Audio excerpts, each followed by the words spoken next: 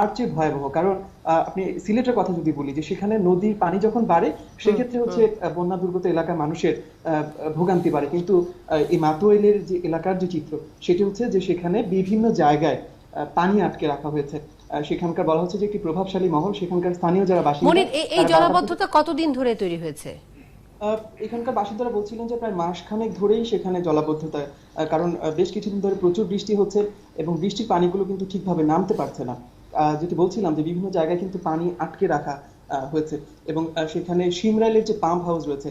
আর একটি বড় কারণ হচ্ছে যে এটি কিন্তু ডিএনডি বাঁধের ভেতরের একটি এলাকা, এবং আমরা বরাবরই জেনে আসি যে ডিএনডি বাঁধের ভেতরে যে জনপদটি রয়েছে, ডেমরা, নারায়ণগঞ্জ এবং ঢাকার যে অংশটি রয়েছে, সেখানে কিন্তু এই বর্ষার সময়টাতে জলাবদ্ধতা তৈরি হয়। কিন্তু নতুন করে যে সংকট তৈরি হয়েছে যে সেখানে মাছ চাষ হচ্ছে, বিভিন্ন জায়গায় এরকম পানি আটকে মাছ চাষ করা হচ্ছে, যে কারণে যে পাম্পের সাহায্যে পানিগুলো সেচে শীতলক্ষা নদীতে ফেলার কথা, সেই পানি কিন্তু সেটা সম্ভব হচ্ছে না, কারণ পানিগুলো বিভিন্ন জায়গায় আটকে থাকছে।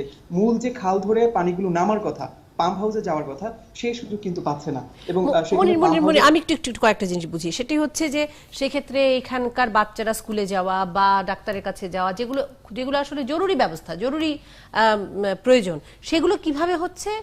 আর স্বাভাবিক জীবনযাপনই বা কিভাবে হচ্ছে? মুদি দোকানে যাওয়া, প্রতিদিনকার যে নিত্য প্রয়োজনীয় দ্রব্যাদি আনা নেওয়া করা, সেগুলো কিভাবে ঘটছে? সেগুলো কিন্তু আসলে স্বাভাবিক নিয়মে হবার কোনো সুযোগ নেই। কারণ আপনি নিজেই চিন্তা করুন যে আপনার বসতভিটা পানিতে ডুবে গেছে, আপনার বাসার সামনের যে রাস্তাটুকু রয়েছে, যে পথ ধরে হচ্ছে আপনি প্রতিদিন অফিসে যান বা বাচ্চাকে নিয়ে স্কুলে যান, সেই সড়কটি ডুবে গেছে। স্বাভাবিক জীবনযাপনের কোনো ধরনের কোনো সুযোগ নেই। আমরা দেখেছি যে সেখানকার বাসিন্দা যারা রয়েছেন, তাদেরকে সেই হাঁটু পানি কিংবা কোথাও কোথাও তারও বেশি পানি, সেই পানি মারিয়ে কিন্তু তাদেরকে মূল রাস্তায় আসতে হচ্ছে, কিংবা তাদের যে প্রয়োজনীয় যে কাজটুকু সেটি তাদের সারতে হচ্ছে। অনেক ছোট ছোট বাচ্চাদের সাথে আমার কথা হয়েছে, যারা বলছিলেন যে প্রতিদিন সকালে স্কুলে যাবার সময় তাদের যে কি পরিমাণ ভোগান্তি হয়। এবং মাতুয়াইল এবং সাইনবোর্ডের ওই এলাকাটিতে বেশ কিছু মাদ্রাসা এবং অনেকগুলো শিক্ষা প্রতিষ্ঠান রয়েছে। সেসব শিক্ষা প্রতিষ্ঠানের যারা শিক্ষার্থী রয়েছে, তাদের কিন্তু প্রতিনিয়ত এই ভোগান্তি পোহাতে হচ্ছে। মনির, আরেকটি বিষয় একটু জানতে চাই, সেটি হলো যে আমি নিশ্চিত যে আমরা কারো কাছেই জানতে পারবো না যে এই পানি বা জলাবদ্ধতা দূর করার জন্য দায়িত্বটি কার। আপনি কি এই বিষয়ে কোনো খোঁজ খবর নিয়েছেন যে আসলে কার দায়িত্ব এই পানি, এই জলাবদ্ধতা দূর করবার? যেটি শুরুতেই বলা হচ্ছিল যে মাতুয়াইল কিন্তু নতুন করে ঢাকা দক্ষিণ সিটি কর্পোরেশনে যুক্ত হয়েছে। 8টি ইউনিয়ন দক্ষিণ সিটি কর্পোরেশনে যুক্ত হয়েছে, তার মধ্যে এটি একটি।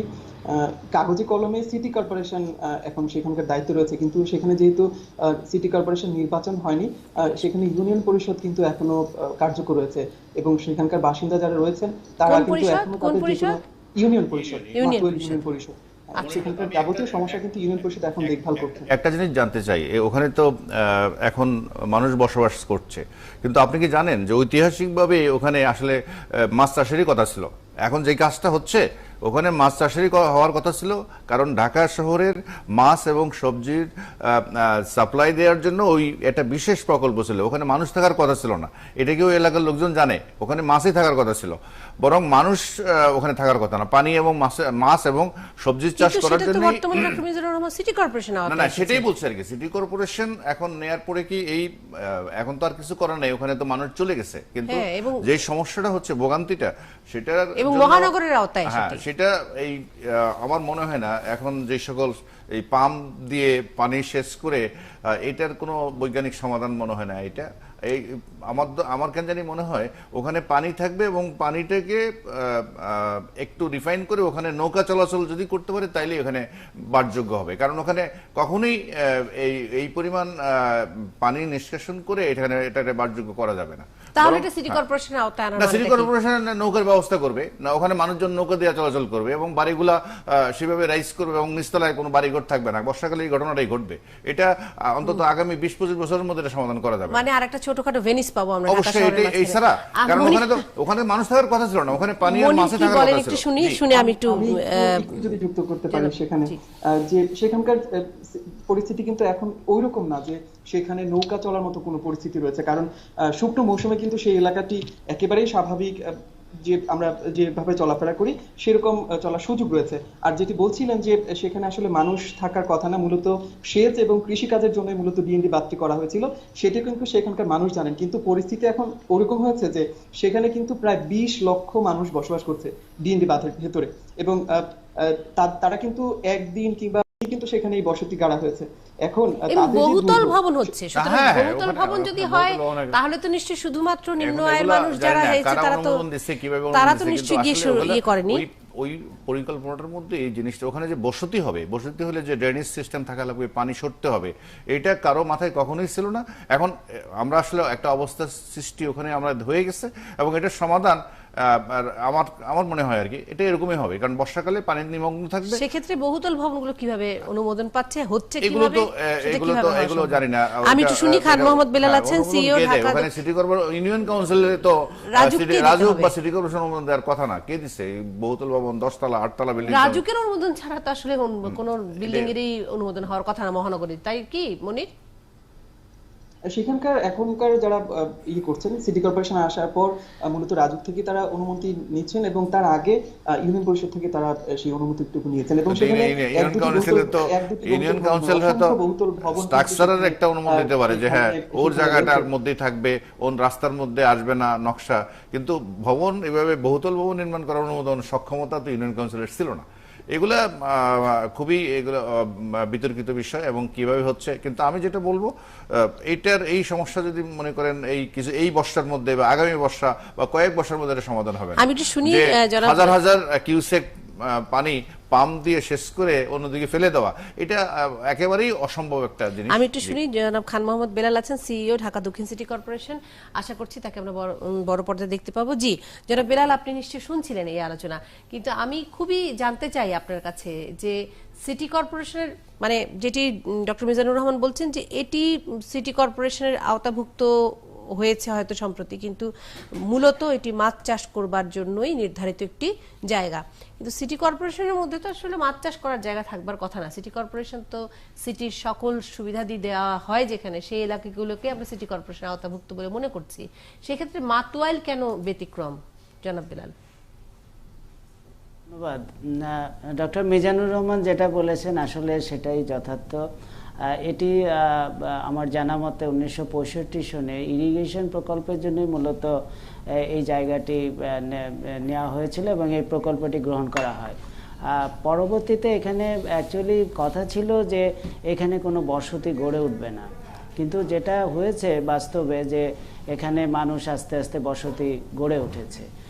এবং এখানে যেটা রাজুকের মাস্টার প্ল্যান ছিল 1996-এ, সেখানেও কিন্তু এটা ইরিগেশন হিসাবেই দেখানো আছে, এবং পরবর্তীতে যেটি ড্যাব হয়েছে 2008 সনের দিকে, সেখানে কিন্তু আবার এটা ইরিগেশন এবং বসতি হিসাবে দেখানো হয়েছে। তো স্বাভাবিক কারণে এখানে পরবর্তীতে বসতি গড়ে ওঠার কারণে ইউনিয়ন পরিষদ হিসাবে এটা আসছে, এবং ঢাকা দক্ষিণ সিটি কর্পোরেশনের আওতায় 8টি ইউনিয়ন এবং ঢাকা উত্তর সিটি কর্পোরেশনের আওতায় 8টি ইউনিয়ন। তো এটা সিটি কর্পোরেশনের আওতায় আসার পরে এটা উন্নয়নের জন্য চিন্তা ভাবনা হয়েছে, এবং আমরা ঢাকা দক্ষিণ সিটি কর্পোরেশনের পক্ষ থেকে মাননীয় মেয়র মহোদয়, এখানে যারা বিশেষজ্ঞ আছেন, যেমন আমরা পানি বিশেষজ্ঞ ডক্টর আইনুন নেশাদ, ওনার মতামত নিয়েছি, এরকম অনেকের কাছেই আমরা মতামত জানার চেষ্টা করেছি, এবং তারা বিভিন্নভাবে আমাদেরকে বিশেষজ্ঞ মতামত দিয়েছেন, এবং তার ভিত্তিতেই আমরা মূলত এখানে কিছু প্রকল্প গ্রহণ করতে যাচ্ছি। মূলত এখন এখানে ইউনিয়ন পরিষদ হিসাবেই এখানে প্রশাসনিক কাঠামো রয়েছে, ওখানে ইউনিয়ন পরিষদের না জনাব বেলাল, মানে আপনি বলছেন কিছু পদক্ষেপ আপনারা নিতে যাচ্ছেন, সেটি কি পদক্ষেপ? সেই পদক্ষেপের মাধ্যমে আমি একটু প্রশ্নটি শেষ করি, সেই পদক্ষেপের মাধ্যমে আসলে এই জলাবদ্ধতা দূর হওয়ার সম্ভাবনা কতটুকু এবং কবে? হ্যাঁ, আমি বলছি, আমরা 4টি ইউনিয়নের ইতিমধ্যে শ্যামপুর, সারুলিয়া, ধনিয়া এবং মাতুয়াইল, এই 4টি ইউনিয়নের আমরা প্রায় 750 কোটি টাকার একটি প্রকল্প ইতিমধ্যে মাননীয় প্রধানমন্ত্রী অনুমোদন করেছেন। সেখানে মূলত রাস্তা, ফুটপাথ, ড্রেন এবং লাইটিং এর ব্যবস্থা করা হয়েছে। আর এখানে যেহেতু ইরিগেশন প্রকল্প রয়েছে, স্বাভাবিক কারণে এখানে পানি উন্নয়ন বোর্ডের একটা বড় প্রকল্প এই জলাবদ্ধতা নিরসনের জন্য নেওয়া হয়েছে এবং সেটিও একনেক কর্তৃক অনুমোদিত হয়েছে। সেটা প্রায় জনাব বিলাল, আমি একটু মানে এই একনেক কর্তৃক কত টাকার কয়শো কোটি টাকার প্রকল্প অনুমোদিত হয়েছে সেটা শুনে আসলে আমাদের মতন সাধারণ মানুষের খুব বেশি লাভ নেই। আমরা আসলে জানতে চাই যে পদক্ষেপগুলো কি ধরনের পদক্ষেপ। আমি বলছি আর কি, না একটু যদি সরাসরি সুনির্দিষ্টভাবে বলেন, এবং সেই পদক্ষেপের কারণে আমরা জলাবদ্ধতা থেকে কতদিন পরে মুক্তি পাবো? যেটি এখন একটা সিমরাইলে একটা পানির পাম্প, সেই প্রকল্পের মাধ্যমে সেখানে প্রায় 70 কিউবিক মিটার পানি পার সেকেন্ডে যাবে এবং এতে এই পাম্প দুটি স্থাপন করা হলে এটার জলাবদ্ধতা কমতে পারে এই বর্ষা সিজনে। সেইভাবে না, একটু মনির মির্জা যে কথাটা একটু আগে বললো যে একদিন যে পরিমাণ পানি ওখান থেকে সরানো যায় আর কি, যে ক্যাপাসিটি আছে, এটা 10 দিন লাগবে। অর্থাৎ এর মধ্যে যদি বৃষ্টি না হয়, তার মানে দাঁড়াচ্ছে যে এই ক্যাপাসিটি যেটা আছে অন্তত এই মুহূর্তে 10 গুণ বাড়ালেও আরেকটা বড় সমস্যা যেটা সেটা হচ্ছে যে এই বাঁধের একদিকে কিন্তু বুড়িগঙ্গা নদী আছে। বুড়িগঙ্গা নদী যখন খুব আপসার্জ হয়, খুব পানি যখন বেড়ে যায়, তখন কিন্তু এই প্লাবিত হবেই। আমার কেন জানি মনে হয় এইগুলো যে বাঁধ এবং এইসব প্রকল্প যেগুলো, এগুলো খুব ভালো ফিজিবিলিটি স্টাডি করে করা হবে কিনা, নাকি তাৎক্ষণিকভাবে একটা সমাধান হিসাবে কিছু টাকা নিয়ে এসে। কারণ আমি মনে করি এই যদি ওখানে বসতি করতে হয়, বসতি ভাবে এই জলাবদ্ধতা মুক্তভাবে বসে থাকতে হয়, তাহলে ওই ব্যবস্থা যেতে হবে। হাওরে যেরকম বর্ষাকাল আসলে হাওরের রাস্তাগুলো ডুবে যায় আর শুকনাকালে এগুলো জাগে, এরকম কিছু না করে আপনি যদি মনে করেন এখানে জলাবদ্ধতা স্থায়ীভাবে আপনি দূর করবেন, এটার মধ্যে হাজার হাজার কোটি টাকা বিনিয়োগ করা হবে, কিন্তু আসলে শেষ পর্যন্ত কোনো কাজের কিছু হবে না। কিন্তু জনাব বিলাল, একটি প্রসঙ্গ, আপনি বলছেন যেখানে পাম্প স্থাপিত হবে, সেই পাম্প স্থাপিত হলে আসলে কবে নাগাদ সেই জলাবদ্ধতা দূর হবে বলে মনে করছেন? এটি পানি উন্নয়ন বোর্ড এই পাম্পের স্থাপনের কাজটি বাস্তবায়ন করবে এবং এটা অনুমোদিত হয়েছে। আমি ঠিক এই মুহূর্তে বলতে পারবো না যে তারা কতটুকু অগ্রসর হয়েছে, তবে আমরা জেনেছি যে ইতিমধ্যে এই প্রকল্পটি অনুমোদন হয়েছে এবং তাতে পানি নিষ্কাশনের। জি জনাব বিলাল, আমাকে কি একটু এই তথ্যটি দিতে পারেন কিনা? সেটি যদিও আমি জানি যে আপনি বলবেন যে এটি আপনাদের আওতাভুক্ত নয়, কিন্তু এখানে বহুতল ভবন নির্মিত হচ্ছে। এই বহুতল ভবনের অনুমোদন এটি অ্যাকচুয়ালি ইউনিয়ন পরিষদ থেকে নিয়ে এই ধরনের অনুমোদন নিয়ে স্থাপনা নির্মিত হচ্ছে। তো আমরা যে এলাকাটি ইরিগেশন এবং মাছ চাষের জন্য আপনি বললেন যে 96 সাল, এবং এখানে মানে এক ধরনের অনুমোদন বিহীন ভাবে এলাকায় মানুষের বসতি শুরু হয়েছে, সেখানে বহুতল ভবন নির্মাণের কি করে যেটি হচ্ছে সেটা তো আসলে হয়তো না, ইউনিয়ন কাউন্সিলের তো এটা অনুমোদন দেওয়ার আইনগত এখতিয়ারও নাই, তাদের সক্ষমতা। এটা আসলে ওই অনুমোদন নেয়া না নেয়ার মধ্যে কোনো পার্থক্য নাই। এটা তো রাজুক দেখবে, অ্যাকচুয়ালি রাজুকের। আমি জানি আপনি উত্তরটি দেবেন, এটা রাজুকের দায়িত্ব এবং পাম্প দেওয়ার দায়িত্ব পানি উন্নয়ন বোর্ডের, আর অনুমোদন দেওয়ার দায়িত্ব হচ্ছে রাজুকের। সুতরাং আপনাদের হয়তো তেমন কিছু দায় নেই। আহসান চৌধুরী হয়তো একটু পরে এসেছেন, আমি আপনাকে বিরতিতে বিষয়টি বুঝিয়ে বলছি। জনাব বিলাল আছেন আমাদের সাথে, যেহেতু আপনাকে পেয়েছি জনাব বিলাল, আরো একটি বিষয় নিয়ে একটু আপনার কাছে জানতে চাইবো। আজকে আপিল বিভাগ রায় দিয়েছেন মোহাম্মদ হানিফ ফ্লাইওভারের মধ্যে যে সিঁড়িগুলো আছে সেই সিঁড়িগুলো সরিয়ে ফেলার জন্য। আমি একটু জানতে চাই যে সিঁড়িগুলো তৈরির সময় আসলে কে বা কারা অনুমোদন দিয়েছেন এবং কেন, মানে এই ফ্লাইওভারের মধ্যে সিঁড়ি থাকবে এই ধারণাটা কি, মানে কিভাবে আসলো জানতে চাই বিরতির পর। না, আমরা রাস্তা কাজ করা দরকার, মানুষের উন্নতির জন্য। মানুষের যে দুর্ভোগ দিতেছে এই জিনিসটা খুব খারাপ করতেছে। চিকুনগুনিয়া পরীক্ষার নামে রাজধানীতে প্রতারণা, টাকা হাতিয়ে নিচ্ছে অনেক ডায়াগনস্টিক সেন্টার। অ্যান্টিবডি পরীক্ষা করে যদি বলা হয় চিকুনগুনিয়া আছে, আমরা পরবর্তীতে দেখেছি আসলে তার চিকুনগুনিয়া নেই, আবার উল্টোটাও হয়েছে। ব্রহ্মপুত্র ও তিস্তার পানি বিপদসীমার উপরে, পরিস্থিতি অবনতির আশঙ্কা, খাবার ও বিশুদ্ধ পানির সংকট। আমরা খুব কষ্টে আছি, মানে কাজ কাম নাই, খুব সমস্যা, খারাপ রান্না করা হয় না। রাজধানীর মাতুয়াইলে আবাসিক এলাকায় বাঁধ দিয়ে মাছ চাষ করছে প্রভাবশালীরা, পানিবন্দী হাজারো মানুষ। অনেক কষ্টে রান্না করি আমরা, এই যে পানির ভিতরে মনে করেন এক বেলা রান্না আরেক বেলা রাঁধতে পারি না। অনেক লোক চলাফেরা করা অনেক কষ্ট হইতেছে। পানি যখন বন্দী হয়ে গেছে, এরা ওইদিকে বাঁধ দিয়ে এখানে মাছ ফালাই দিচ্ছে।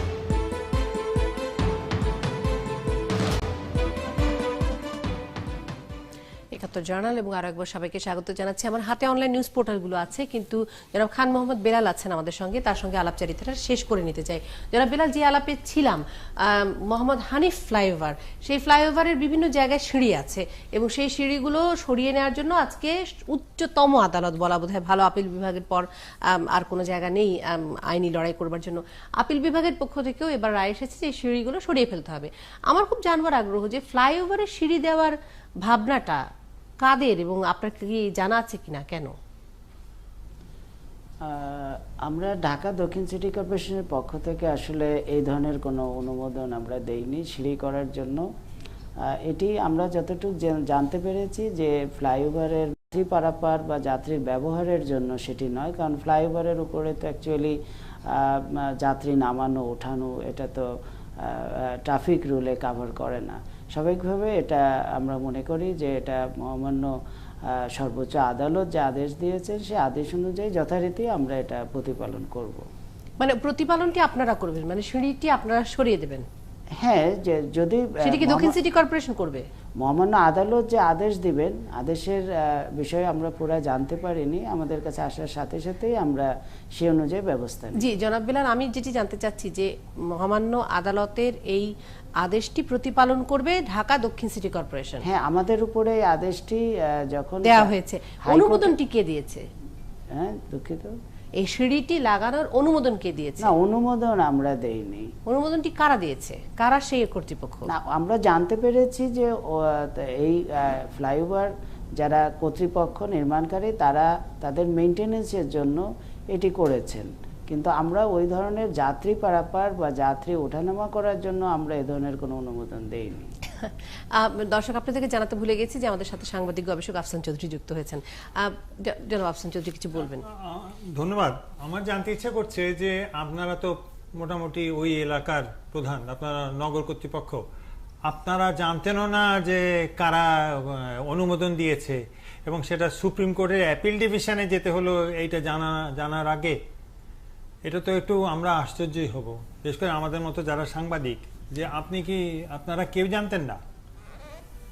কর্তৃপক্ষ যারা ব্রিজ বানাবার ফ্লাইওভার কর্তৃপক্ষ ওখান দিয়ে যে কোনো কারণেই হোক অননুমোদিত সিঁড়ি লাগাচ্ছে এবং আপনারা জানেনও না বা এটাকে আমলে নেননি, যে শেষ পর্যন্ত যখন হাইকোর্ট সুপ্রিম কোর্ট হয়ে গেল তখন আপনারা জানলেন না, এখন বলছেন সেগুলো সরাবেন। এটাকে আপনি মনে করেন যে মানুষের মধ্যে আপনাদের প্রতি আস্থা বাড়বে? এটা মহামান্য আদালতের আদেশ অনুযায়ী আমরা যথারীতি ব্যবস্থা নিব। না, আমি একটু বলতে চাই, মহামান্য আদালতের রায় তো আমরা জেনে গেছি এবং সিটি কর্পোরেশন ওটা খুলেও ফেলবে, কিন্তু আমি আরো গভীরে যেতে চাই জিনিসটা, মানে কি কারণে মানুষ এত ঝুঁকি নিয়ে, কারণ ফ্লাইওভার দিয়ে হাঁটাচলা করলে আমি দুই একবার এমনি এক্সপেরিমেন্ট দেখছি, বিরাট দুর্ঘটনার ঘটার সম্ভাবনা থাকে, কারণ ওটা খুবই রিস্কি। আর আপনার সুস্থ মানুষ যদি হাঁটে, কিন্তু যেভাবে গাড়ি যায়, তো সেখানে মানুষ কেন ওঠে? আমি বলবো সিটি কর্পোরেশন পারমিশন দেয়নি, লাগায়নি, এখন হয়তো খুলবে, সেটার দায়িত্ব দিবে, কিন্তু মূল সমস্যাটা কোথায়? মূল সমস্যা হচ্ছে এই ঢাকা হানিফ ফ্লাইওভার তৈরি করার পরে আসলে দুইটা রাস্তা হওয়ার কথা ছিল, একটা উপরে একটা নিচে, কিন্তু রাস্তা হয়ে গেছে একটা। ওখান দিয়ে আসলে নিচে দিয়ে কোনো জায়গা দিয়ে মানুষ চলাচল করার মতন কোনো অবস্থাই নেই আসলে। আপনি যদি গুলিস্তান থেকে যেখান দিয়ে ফ্লাইওভারটা ক্রস করছে এর থেকে আরম্ভ করে সিটি ওনার অফিসের জাস্ট পিছন দিক দিয়ে যে পলাশী পর্যন্ত যেখানে গেছে, এই রাস্তাটা একেবারেই ব্যবহারের উপযোগী না। উপযোগী না মানে কি, ওখানে গরুর গাড়ি, ঘোড়ার গাড়ি, ইটের ব্যবসা। আমি কালকেই বলবো, উনি যেহেতু দায়িত্বে আছেন, আপনি আপনার অফিসের পিছনে এই রাস্তাটা চালু করার যদি উদ্যোগ গ্রহণ করতে না পারেন, তাহলে তো মানুষ ঝুঁকিপূর্ণ হয়ে রাস্তার উপরে, ছাদের উপরে বাস ট্রেনের যেরকম যায়, একই কাজ মানুষ করছে। আসলে মানুষ বাধ্য হয়ে করছে। আসলে কথা ছিল দুইটা রাস্তা হবে, কিন্তু এই ফ্লাইওভার হওয়ার কারণে আসলে পুরো এলাকাটার মধ্যে এখন ওই দোতলা যে রাস্তা আছে ওইটাই চালু আছে, আর বাকিটা বিশেষ করে ওনার অফিসের পিছনে যেই ফ্লাইওভার যেখানে গিয়ে লাগছে, ওখান দিয়ে ঘোড়া রাস্তা বল, পুরনো ইট বিক্রির দোকান, বালুর দোকান সবই আছে আপনার ফ্লাইওভারের নিচে। কিন্তু কারণ আপনি এই রাস্তাটা যদি চালু করতে পারতেন তাহলে মানুষ হাঁটতে পারতো। মানুষ যখন হাঁটতে পারে না, যেখানে 5 মিনিটে যাওয়ার কথা যখন সেখানে আধা ঘন্টা লাগে, তখন তো মানুষ এরকম শর্টকাট বুদ্ধি বের করবে, তো সেটা মানুষের দোষ দিয়ে কোনো লাভ নেই। না, মানুষের দোষ দেওয়ার কোনো সুযোগও নেই, মানুষের দোষের কোনো সুযোগ নেই। আমি যেহেতু জনপূর্ণভাবে কিন্তু মানুষগুলা ওঠানামা করছে, চলাচল করে। জনাব বেলাল, যেহেতু আপনাকে পেয়েছি, একটি বিষয় তো প্রশ্ন না করেই থাকতে পারছি না, যে আপনারা চিকুনগুনিয়া নিয়ে সম্প্রতি আপনারা আল্লাহর কাছে রহমত চেয়েছেন, এছাড়া আর কি কি করেছেন? আমরা তো অনেক পদক্ষেপই গ্রহণ করেছি, অনেকবারই বলেছি যে চিকুনগুনিয়া রোগের যে প্রাদুর্ভাব সেটার যে কারণগুলো সেগুলো চিহ্নিত করার চেষ্টা করেছি, এবং আমরা প্রাথমিকভাবে আমরা বিশেষজ্ঞ যারা এই বিষয়ে তাদের সঙ্গে আমরা কথা বলেছি, এবং তাদের পরামর্শ অনুযায়ী আমাদের কার্যক্রম আমরা গ্রহণ করি যে এটার উপরে সচেতন। সুফল তো মানুষের হয়তো প্রত্যাশা অতটা পূরণ হয়নি, রোগ বেড়েই চলেছে, এবং সেজন্য আমরা আমাদের যে কার্যক্রম যেটা ছিল সেটা আমরা আরও জোরদার করেছি। আমরা কর্মী এবং আমাদের ঔষধ সেটা আমরা পর্যাপ্ত সেটা প্রয়োগ করে যাচ্ছি, এবং এর পাশাপাশি আমরা মানুষকে সচেতন করার জন্য যেখানে চিকুনগুনিয়ার এই মশার উৎপত্তির স্থল উৎস সেখানে যাতে এর উদ্ভব না ঘটে, উৎপন্ন না হয়, সেজন্য আমাদের কর্মসূচি অব্যাহত রয়েছে, এবং এর জন্য আমরা নাগরিক সমাজ, আমাদের জনপ্রতিনিধি, তাদের সঙ্গে আমরা বিভিন্নভাবে আলোচনায় বসেছি, এবং তাদেরকে কিছু বলতে চান আপনাকে? হ্যাঁ, আপনি কি প্রতিমন্ত্রী, স্বাস্থ্য প্রতিমন্ত্রীর বক্তব্যটা শুনেছেন চিকুনগুনিয়া সম্পর্কে? তিনি বলেছেন মশা নিধন না করার কারণে এতটা ব্যাপক হয়েছে, এবং সেই মশা নিধনের দায়িত্ব আপনাদের। তিনি বলেছেন স্বাস্থ্য বিভাগের এটা বিষয় নয়, এটা আপনাদের বিষয়, এবং বলেছেন তিনি যে এইটা আপনারা নিধন করেননি বলে। আপনারা জানতেনও না যে এরকম একটা বিপদ হতে পারে? আমরা যখনই এই বিষয়টি অবহিত হয়েছি এবং সাথে সাথে আমরা পদক্ষেপ গ্রহণ করেছি। আপনি কি বলতে চান যে প্রতিমন্ত্রী, স্বাস্থ্য প্রতিমন্ত্রী যে কথাটা বলছেন যে সময় মতো মশা নিধন করা হয়নি বলে এত বড় সংকট হয়েছে, সেটা আপনি অস্বীকার করছেন? এটা তো আমাদের সারা বছর ব্যাপী একটি প্রোগ্রাম, এবং সেই প্রোগ্রামে আমাদের ঔষধ প্রয়োগ এবং এর সঙ্গে আমাদের জনগণকে সচেতন করার জন্য যে সমস্ত কর্মসূচি সেটা আমাদের অব্যাহত ছিল। আমরা ধর্মীয় প্রতিষ্ঠানকে, অর্থাৎ জনাব বেলাল, আপনাদের প্রকল্পটি ব্যর্থ হয়েছে? প্রকল্পটি ব্যর্থ হয়েছে সেটা বলা যাবে না, কারণ আমাদের কার্যক্রম কি বলবেন আপনি? এটা মিথিলা যেটা বলছে ব্যর্থ হয়েছে, আপনি এটাকে আমি একটু ডিফার করি। ওই ওনারা যেখানে মশার ওষুধ দেয়, এটা হয়তো কেন এই বছর যথাযথভাবে দেয়নি অথবা আরো ভালোভাবে করা উচিত ছিল, এগুলো নিয়ে বিতর্ক হতে পারে, কিন্তু সমস্যাটা কিন্তু অন্য। এই অ্যাডিস মশা যেটা চিকুনগুনিয়া বা ডেঙ্গুর ছড়ায়, ওটা কিন্তু ওনারা যেখানে মশা মারেন ওই জায়গায় থাকে না। আমাদের এটা বেশি দরকার ছিল নাগরিক সচেতনতা, অর্থাৎ এই মশাগুলো একেবারে টলটলে বিশুদ্ধ পানি যেখানে থাকে, আমাদের ফ্রিজের, তারপরে এয়ার কুলারের, তারপর ওই যে টবের, এইসব জায়গায় থাকে। আসলে আমাদের নাগরিকদের সচেতনতা বৃদ্ধি করার জন্য অনেক আগের থেকে, অর্থাৎ বর্ষা আসার আগের থেকেই, কারণ বর্ষা আসলে মশার উপদ্রব বাড়বে, প্রজনন বাড়বে, এটা একটা স্বাভাবিক ঘটনা ছিল। আর এই চিকুনগুনিয়াটা আমাদের তো নতুন উপদ্রব। একটু দ্বিমত প্রকাশ করতে আমি আসলে করার ঐক্য না থাকলেও আপনাকে একটুখানি তথ্য দিতে চাই যে এই প্রত্যেক বর্ষায় যে মশার উপদ্রব বাড়ে বিষয়টি কিন্তু সবসময় আমরা দেখি না। প্রতি বছরের বর্ষাতেই যে মশার উপদ্রব বাড়ে বিষয়টি কিন্তু তেমনও না। আমাদের সহকর্মীদেরকে বারবারই সাধারণ মানুষরা বলেছে যে তারা মনে করছেন না যে যথেষ্ট পরিমাণ মশার ওষুধ ছিটানো। আমি তো সেই দিকটা বললাম, এটা যথেষ্ট হয়নি সেটা বলছি, কিন্তু তারপরও যে কাজটা সিটি কর্পোরেশন আরো জোরালোভাবে করতে পারতো সেটা হচ্ছে মিডিয়াতে এই প্রচারণাটা, যে এটা প্রথমে এই অসুখটার সম্বন্ধে এবং এটার যেভাবে এক জায়গা থেকে এক জায়গায় ছড়ায়। কিন্তু আপনি এখন তো সিটি কর্পোরেশনকে আমরা দায়ী করছি, কিন্তু গ্রামে গঞ্জে পর্যন্ত চিকুনগুনিয়া হয়ে গেছে। এখন সেই সারুলিয়া ইউনিয়নের চেয়ারম্যানের কি মশা মারার সক্ষমতা আছে?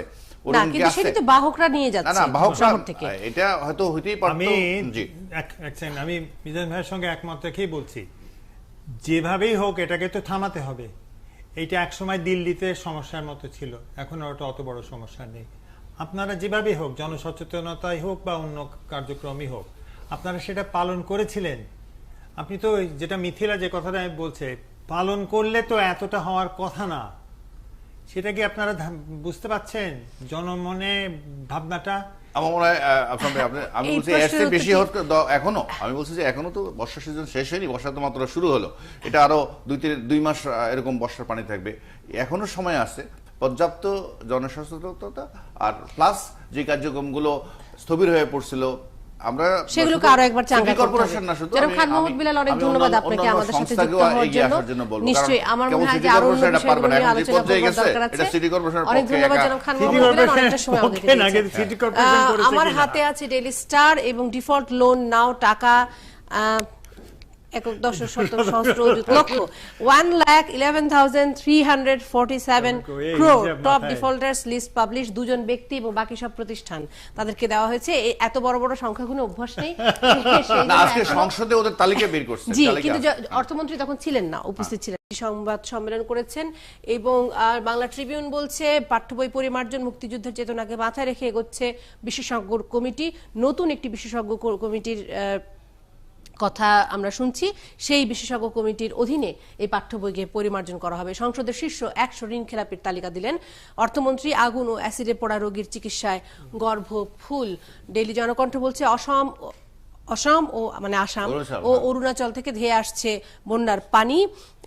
আছে বাংলাবিডি নিউজ 24.com, উত্তরে পানিবন্দী 3 লাখ উত্তরবঙ্গে।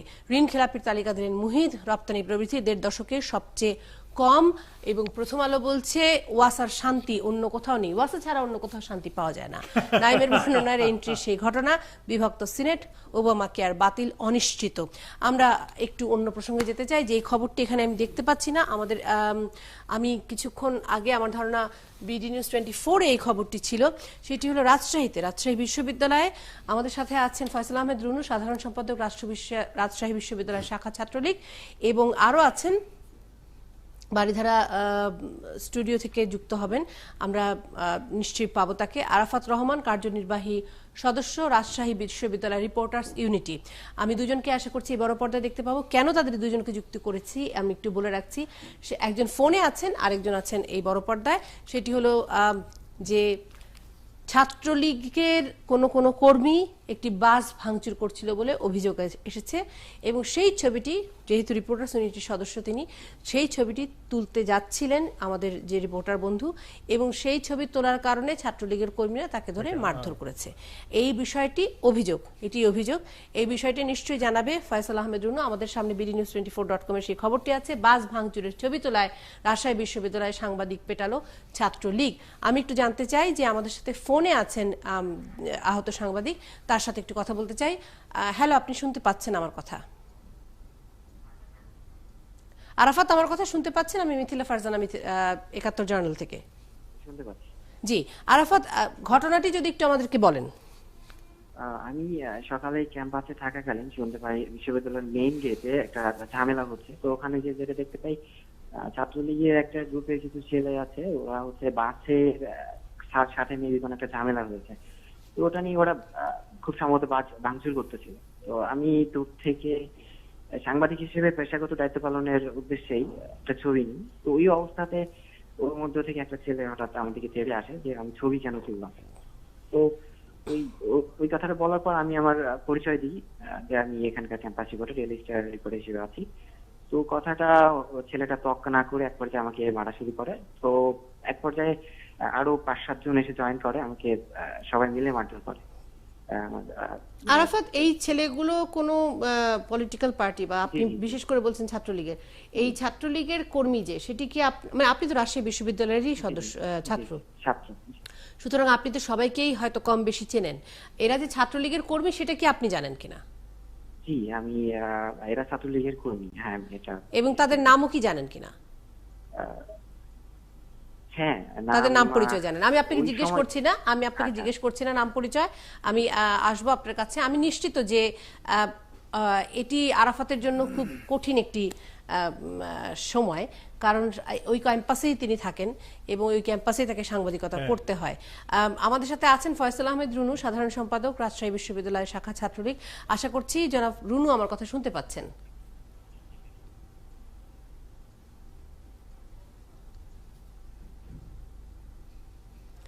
ফয়সাল আহমেদ রুনু, আপনি আমার কথা শুনতে পাচ্ছেন কি?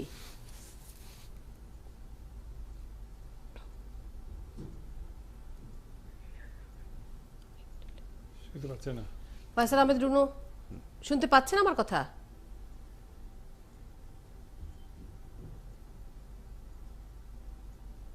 আমরা শুনতে পাচ্ছি না।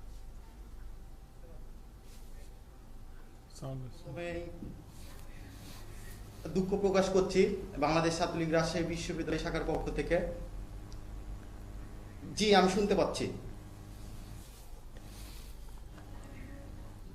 বাংলাদেশ ছাত্রলীগ রাজশাহী বিশ্ববিদ্যালয় শাখার পক্ষ থেকে আমি প্রথমে এই অনাকাঙ্ক্ষিত ঘটনার জন্য দুঃখ প্রকাশ করছি। আমরা এই ঘটনা শোনার পরপরই আমরা কিন্তু ইনস্ট্যান্ট সেই জায়গাতে গেছিলাম এবং প্রথমে কিন্তু আমাদের সেই সাংবাদিক ভাইটি আমাদের ছাত্রলীগের তাদেরকে চিনতে পারেনি এবং আমরা পরবর্তীতে যখন তিনি মেডিকেলে যাই, আমিও আমার সহযোগী ছিল কিনা বা আপনি চিনতে পারছেন কিনা, বললো যে আমি এই মুহূর্তে যাচ্ছে তাদের নাম আমি জানি না, কিন্তু আমি দেখলে চিনতে পারবো। সেই সময় কিন্তু আমি তাদেরকে বলি যে আমিও আমার সভাপতি আশ্বস্ত করি যে আমাদের ছাত্রলীগের নেতাকর্মী যেই হোক তারা যদি জড়িত থেকে থাকে আমরা সাংগঠনিক আমাদের জায়গা থেকে আমরা সাংগঠনিক ব্যবস্থা নিব। এবং ইতিমধ্যে আমাদের বাংলাদেশ ছাত্রলীগের সংগ্রামী সভাপতি সাইফুর রহমান সোহাগ ভাই এবং বিপ্লবী সাধারণ সম্পাদক জাকির হোসেন ভাই ইতিমধ্যেই এসে দুইজনকে বহিষ্কার করেছে, আপনারা হয়তো জানেন। ফয়সাল আহমেদ রুনু, আপনি আছেন আমাদের সঙ্গে, আমি বিরতির পর ফেরত আসছি, কিন্তু আমি জানতে চাই যে আপনার কি মনে হয় কেন আরাফাত রহমান আপনাকে তখন নাম না বলে এখন আমাদেরকে বলছেন যে তিনি আসলে সবাইকেই চেনেন এবং নামও জানেন? এটি জানতে চাই এবং আরো জানতে চাই কি সাংগঠনিক ব্যবস্থা নেবেন, বহিষ্কার করবেন সাময়িক? তারা হচ্ছে বহিষ্কার, অলরেডি বহিষ্কার আমাদের কেন্দ্রীয় ছাত্রলীগ তাদের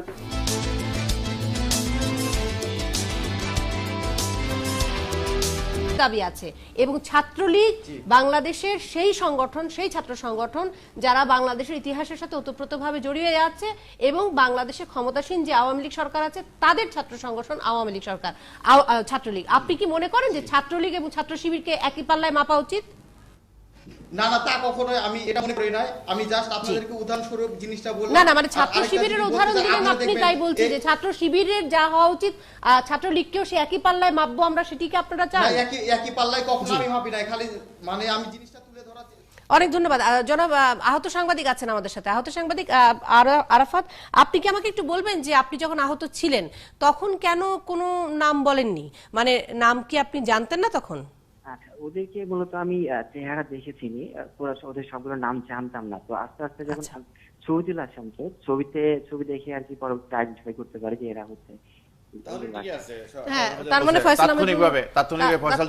আমি শুধু ফয়সালকে যেটা বলবো যে এগুলো হালকাভাবে নেওয়ার কোনো কারণ নাই, কারণ কঠোর ভাবে এগুলো নিয়ন্ত্রণ, কারণ তুচ্ছ ঘটনা। আমি যেটা শুনছি বাসের মধ্যে সিগারেট খাওয়া, কন্ট্রাক্টরের সাথে এইসব করে নিয়ে জনপরিবহনের উপর হামলা করে বাস ভাঙচুর করা, এটা কোনোভাবেই ছাত্রলীগের মতো সংগঠনকে এটা বরদাস্ত করা উচিত না। ওরা যে ব্যবস্থা গ্রহণ করছে আমি মনে করি যথেষ্ট, মানে আরো গুরুত্ব দিয়ে যা যা করা দরকার, অন্য কেউ থাকলে তার বিরুদ্ধে শাস্তিমূলক ওদের সাংগঠনিক যে ব্যবস্থা আছে সেটা তারা নেবে। আফসান চৌধুরী কিছু বলবেন কিনা? তাছাড়া আমি এই প্রশ্ন, আমার মনে হয় যে আপনারা ছাত্রলীগ চলে গেছে কিনা, ছাত্রলীগের ইজ্জতের কথা চিন্তা করে আমার মনে হয় বিষয়টা দেখা উচিত, কারণ এটা তো মানে এটা এমনকি এটা কোনো রাজনৈতিক সংঘর্ষ না, স্রেফ বাসের মধ্যে সিগারেট খাওয়া আর কন্ট্রাক্টরের সাথে বাকবিতণ্ডা হওয়া নিয়ে যদি এরকম ঘটনা ঘটায় তাহলে কিন্তু এই সারা দেশে এগুলো সংক্রমিত হবে। খুব দ্রুত এটার ব্যবস্থা গ্রহণ করার জন্য আমি বলবো তাদেরকে। আমার মনে হয় তাই। তবে আরেকটা জিনিস দেখা দরকার যে ভাবমূর্তি রক্ষা করার দায়িত্বটা যারা ছাত্রলীগের কর্মী, এখন তাদেরকে বহিষ্কার করাটা তো একটা বিষয়, অন্যটা হচ্ছে যদি বহিষ্কারটাই যথেষ্ট কিনা এই ভাবমূর্তি রক্ষার ক্ষেত্রে। কারণ বহিষ্কার যে কাউকে করা যেতে পারে রাজনৈতিক সংগঠন থেকে, কিন্তু যদি উনারা শেষে প্রণোদিত হয়ে আইন শৃঙ্খলা বাহিনীর সঙ্গে যোগাযোগ করতেন, বলতেন যে কাজটা, এটা আমি বলছি না এই বিশেষ এই কাজটা, কারণ এটার ক্রিমিনাল কি অফেন্স হচ্ছে আমি জানি না, তবে যদি বলতেন যে আমরা যেটা মিজান ভাই বললেন যে বরদাস্ত করা হবে না, তাহলে এই সংবাদটা সবার জন্য ভালো হতো যে আমি এই ধরনের ব্যবহার বরদাস্ত করব না। এই বার্তাটি পৌঁছে দেওয়াটা খুব জরুরি বলে মনে করছেন। যাই হোক, আমরা ভিন্ন আরেকটি প্রসঙ্গে যেতে চাই। ধন্যবাদ ফয়সাল আহমেদ রুনু আমাদের সাথে যুক্ত হওয়ার জন্য এবং আমাদেরকে এই সর্বশেষ তথ্যগুলো দিয়ে সহায়তা করার জন্য। আমি যে প্রসঙ্গটিতে যেতে চাই তার সেই প্রসঙ্গে যাওয়ার জন্য অ্যাডভোকেট সানাউল্লাহ মিয়া, আইন বিষয়ক সম্পাদক বিএনপি, তাকে যুক্ত করে নিচ্ছি এবং আরো যুক্ত করে নিচ্ছি জনাব আরো যুক্ত করে নিচ্ছি অ্যাডভোকেট নুরুল ইসলাম সুজন, এমপি, সদস্য কেন্দ্রীয় কার্যনির্বাহী কমিটি আওয়ামী লীগ, তাকে স্কাইপেতে। আশা করছি দুজনকে আমি দেখতে পাবো সেই সময়ের মধ্যে একটু বলে রাখার খুব বেশি প্রয়োজন নেই, আপনারা সবাই এই বিষয়টি নিয়ে ওয়াকিবহাল। সেটি হচ্ছে ষোড়শ সংশোধনী, এবং ষোড়শ সংশোধনী নিয়ে যেই আদালতের রায়টি এসছে সেটিতে প্রেসিডিয়াম সুপ্রিম জুডিশিয়াল কাউন্সিলের কাছে বিচারক অপসারণের ক্ষমতা এখন পর্যন্ত রয়েছে, বহাল রয়েছে, কিন্তু সংসদ সদস্যদেরকে আমরা দেখেছি সেটি নিয়ে সংসদে এক তুমুল বিতর্কে লিপ্ত হয়েছেন তারা, এবং এটি আজকেও খুব সম্ভবত সংসদে চলবে বা চলেছে। এর মধ্যে যে কারণে বিএনপির প্রসঙ্গটি আসা, বিএনপি আজকে আবার এই বিষয়ে প্রতিক্রিয়া ব্যক্ত করেছেন। মির্জা ফখরুল ইসলাম আলমগীর খুব স্পষ্টভাবে ব্যক্ত করেছেন যে তারা এটি নিয়ে খুব অবাক যে আওয়ামী লীগ কেন এই ষোড়শ সংশোধনী বাতিল নিয়ে এতটা ক্ষুব্ধ বা উষ্মা প্রকাশ করেছেন। মির্জা ফখরুল ইসলাম আলমগীর বেশ কিছু মন্তব্য করেছেন, অর্থাৎ বিএনপির একটি অবস্থান সেখানে সুনির্দিষ্ট হয়েছে। এই হচ্ছে পরিস্থিতি। এই পরিস্থিতিতে আমাদের সাথে বিএনপির পক্ষ থেকে একজন এবং আওয়ামী লীগের পক্ষ থেকে একজন। আমি একটু অ্যাডভোকেট সানাউল্লাহ মিয়া আপনার কাছে যেতে চাই, একটু জানতে চাই, দুজনকে একাত্তর জার্নালে স্বাগত জানিয়ে রাখছি, আপনারা সবাই এই আলোচনায় যুক্ত হবেন আশা করছি। অ্যাডভোকেট সানাউল্লাহ মিয়া, আপনার কাছে জানতে চাই যে আপনাদের এই অবস্থানের কারণটি কি? বুঝতে পারছি না, প্রশ্নটা আবার করুন। আমি জানতে চাই বিএনপির ষোড়শ সংশোধনী বাতিল প্রসঙ্গে এই অবস্থানের কারণটি কি? বিএনপি না, আপনার আইনজীবীরা দীর্ঘদিন, আমার বন্ধু যিনি বর্তমানে মেম্বার অফ পার্লামেন্ট অ্যাডভোকেট ইসলাম সুজন, সেও আমাদের সাথে একসাথে দীর্ঘদিন আইনের শাসন বিচার বিভাগের স্বাধীনতার জন্যে মরহুম শামসুল হক চৌধুরী, সৈয়দ ইস্তাক আহমেদ, মরহুম শওকত আলী খান সহ সিনিয়র আইনজীবীদের নিয়ে দীর্ঘদিন আমরা এই দাবিটা করে আসছিলাম, এবং মাজদার হোসেন মামলার রায়ের মাধ্যমে পরবর্তীতে 111 সরকারের সময় এটা বাস্তবায়ন হয়েছে। পরবর্তীতে এই গভর্নমেন্ট এসে এই যে আপনার এটা এই সংশোধনীটা নিয়ে আসলো পার্লামেন্টে, তাতে আইনজীবীরা এবং বিচারপতিরা সবাই ক্ষুব্ধের কারণে, এবং আমরা যে বিচারকদের কাছ থেকে আমরা বারবার বলেছি যে আমরা ন্যায় বিচার পাচ্ছি না, বারবার হস্তক্ষেপ আসছে। যে সরকারি দলের এমপিরা যারা বর্তমানে পার্লামেন্ট মেম্বার আছেন, তার সবাই আমরা লক্ষ্য করেছি যে কোর্টে মামলা করতে আসার পরে কোর্ট তাদেরকে দেখলেই মানে তাদের মামলাগুলোতে একটি বেনিফিট দেওয়ার চেষ্টা করেছেন, বা তারাও যে সংসদের এই সংশোধনীটা হওয়ার পরে, ক্ষমতাটা সংসদে যাওয়ার পরে জজদের, বিচারকদের যে একটা স্বাধীনতা, সেই স্বাধীনতা ক্ষুণ্ণ হয়েছে। সেই কারণে অ্যাডভোকেট সানাউল্লাহ মিয়া, আমি শুধু একটি ছোট প্রশ্ন করে রাখি, আমার মনে হয় যে মোটামুটি অবস্থানটি পরিষ্কার। আমি শুধু একটি ছোট প্রশ্ন করি, আপনি কি মনে করেন যে এই ক্ষমতা যদি সুপ্রিম জুডিশিয়াল কাউন্সিলে আবার ফেরত যায়, বা যখন সুপ্রিম জুডিশিয়াল কাউন্সিলে ছিল তখন আসলে কোনো প্রভাব খাটানোর কোনো অবস্থা, ব্যবস্থা, পরিস্থিতি ছিল না? এটা বিভিন্ন সময়ে কিছু প্রভাব না খাটলে তো আর এইটা আপনার মাননীয় চিফ জাস্টিসের নেতৃত্বে যে রায়টা হয়েছে, ঐতিহাসিক রায়, এই রায়টা হতো না। এই রায় কিন্তু আওয়ামী লীগের আইনজীবীরা অনেকে খুশি হয়েছেন, শুধুমাত্র হয়তো কিছু গুটি কয়েক মেম্বার অফ পার্লামেন্ট তারা হয়তো খুশি হয়নি, কিন্তু এই দেশের জনগণ, সাধারণ আইনজীবীরা কিন্তু খুশি হয়েছে। অ্যাডভোকেট সানাউল্লাহ, আমি ভিন্ন প্রশ্ন করেছি, আপনি ভিন্ন উত্তর দিচ্ছেন। আমি বলেছি যখন এই ক্ষমতা সুপ্রিম জুডিশিয়াল কাউন্সিলের হাতে ছিল না, বা যখন সুপ্রিম জুডিশিয়াল কাউন্সিলের হাতে ছিল, সম্পূর্ণ অর্পিত ছিল বিচারক অপসারণের ক্ষমতা সুপ্রিম জুডিশিয়াল কাউন্সিলের হাতে, তখন কি বিচারকদেরকে প্রভাবান্বিত করার বা আদালতকে প্রভাবান্বিত করার কোনো অবস্থা বা পরিস্থিতি ছিল না? কখনোই না, ওই ধরনের পরিস্থিতি কখনো হয় না। যখন সুপ্রিম জুডিশিয়াল কাউন্সিলের কাছে ছিল, এবং এই সংশোধনের আগে যে অবস্থায় ছিল, সাধারণত কোনো রাষ্ট্রপতি বিচারপতিদের প্রতি বা এই বিচারাঙ্গনে এই ধরনের এই সুপ্রিম জুডিশিয়ারিতে কখনো হস্তক্ষেপ আসে নাই। আমি একটু অ্যাডভোকেট নুরুল ইসলাম সুজনের কাছ থেকে শুনে নিয়ে আপনার কাছে আসছি। ডক্টর ওনারা তো ছিলেন, ওনারা জানেন, অ্যাডভোকেট নুরুল ইসলাম সুজন, আপনি শুনছিলেন নিশ্চয়ই অ্যাডভোকেট সানাউল্লাহ মিয়ার বক্তব্য, এবং পুরো বিষয়টি নিয়ে নিশ্চয়ই আপনার কোনো বক্তব্য আছে। অ্যাডভোকেট নুরুল ইসলাম সুজন। ক্লাউডি হচ্ছিল, কথাগুলি ঠিকমতো ভালো শোনা যাচ্ছিল না। আপনার কথাগুলি স্পষ্ট, কিন্তু সানাউল্লাহ মিয়া যেহেতু অন্য একটি স্কাইপ থেকে কথা বলছিল, সে কথাগুলি ঠিক পরিষ্কার শোনা যাচ্ছিল, মাঝে মাঝে একটা অসুবিধা হচ্ছিল। তবু একটি কথা আমি বলতে চাই যে রায়টিকে কেন্দ্র করে আজকে যে প্রশ্নের অবতারণা আপনারা করেছেন, এটি বর্তমান সরকার, মাননীয় প্রধানমন্ত্রী শেখ হাসিনা, আমরা সংসদীয় সরকারে আছি এবং আপনারা জানেন যে এদেশে এই সংবিধানকে সামরিক ফরমান দ্বারা বিভিন্ন সময় এই সংবিধানকে এর উপর আঘাত করা হয়েছে এবং যেগুলি পরবর্তীকালে আমরা দেখেছি সংসদের 2/3 মেজরিটির মাধ্যমে সেগুলোকে রেটিফিকেশন দেওয়ার চেষ্টা করা হয়েছে। আজকে আমরা কিন্তু তত্ত্বাবধায়ক সরকার থেকে আজকে পৃথিবীর বিভিন্ন দেশে গণতান্ত্রিক যে ব্যবস্থা, নির্বাচন থেকে শুরু করে বিচার ব্যবস্থা, সবটি কিন্তু ঠিক আগের পূর্ব ধারাবাহিকতা। যে কোর্ট কাউকে কাউকে বেনিফিট দিচ্ছেন, তার মানে হচ্ছে কোর্ট থেকে ন্যায় বিচার পাওয়া যায়নি। এটার সাথে এই আজকের সংবিধান সংশোধনের তাহলে এখন কিভাবে রায় দিল? আমি তো মনে করি এই যে রায় এবং এটা নিয়ে যে আলোচনা হচ্ছে বা সংসদের পজিটিভ দিকটাই হচ্ছে আমাদের বিচার বিভাগ এখন সম্পূর্ণ স্বাধীন। কারণ এই রায় পাওয়া যেত না। আর সানাউল্লাহ ভাইকে বলবো যে এই রায়টা যেটা, এটা যেহেতু বিএনপি বা ওই ঘটনা, যাতে তাদের মনে হচ্ছে যেন এটা আওয়ামী লীগের একটা পরাজয়, এটা ওনারা খুব উচ্ছ্বাস করে নিলেন। তাইলে এই একই অ্যাফিলিয়েট ডিভিশন যে রায় আগে যে রায়গুলো দিল, যে জিয়াউর রহমানের পুরো শাসনামল অবৈধ, এরশাদের শাসনামল পুরো অবৈধ ঘোষণা করছে, তাইলে ওগুলোকেও আমাদের প্রশংসা বা তত্ত্বাবধায়ক সরকার বাতিল করলো এই একই অ্যাফিলিয়েট ডিভিশন। তাহলে এটা বিএনপির এই প্রতিক্রিয়াটা অত্যন্ত পজিটিভ আমি মনে করি। তাহলে অ্যাফিলিয়েট ডিভিশনের সবগুলো রায় তো স্বাধীনভাবে। আমি আসছি, জনাব আফসান চৌধুরীর মতামত নেব বিরতির পর।